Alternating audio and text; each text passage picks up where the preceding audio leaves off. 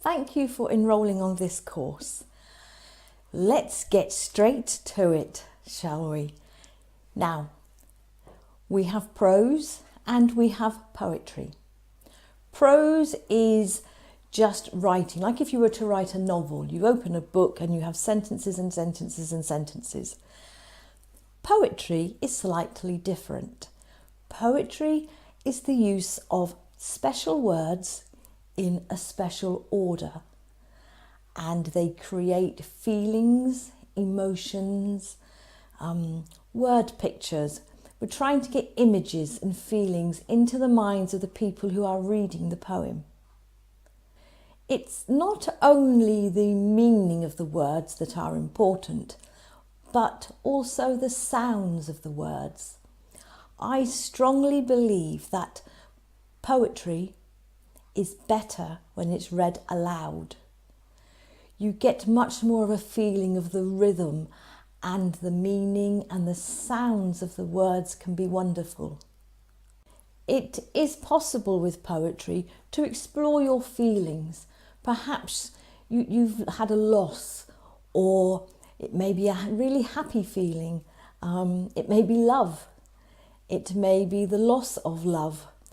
It may just be that feeling of well-being and happiness when you're out in the middle of a field somewhere and you just look around and all you can see is nature.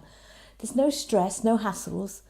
So all these feelings can be written down, and quite often it's easier. We can explore our feelings in the written word much more easily than we could say them out loud. We wouldn't necessarily want to talk to somebody about it, but once we've written it in a poem, we feel quite confident in reading that poem out loud. And even if we never read it out loud, if we only keep it for ourselves, we have somehow processed those feelings. Now, whilst poetry should be flowing and full of feeling, there are some technical aspects to it which you may want to follow. You don't have to. Poetry is personal. But we will cover different meters, different rhythms, how words are stressed, and this helps us perhaps put these special words into this special order. We will cover different types of poetry. There are lots and lots and lots, so we'll just do the basics. Sonnets, which I love and always have done. Narrative poetry, lyrical poetry, free verse, blank verse. So there'll be a few bits and pieces, but it's not going to get too complicated. We will cover different meters. The most common in English poetry is iambic pentameter, which sounds much more complicated than it is. So we will have simple examples, and also, because this is all about writing poetry, there are going to be exercises for you to write down. You can take your time. It doesn't have to be done whilst at the end of any particular lecture.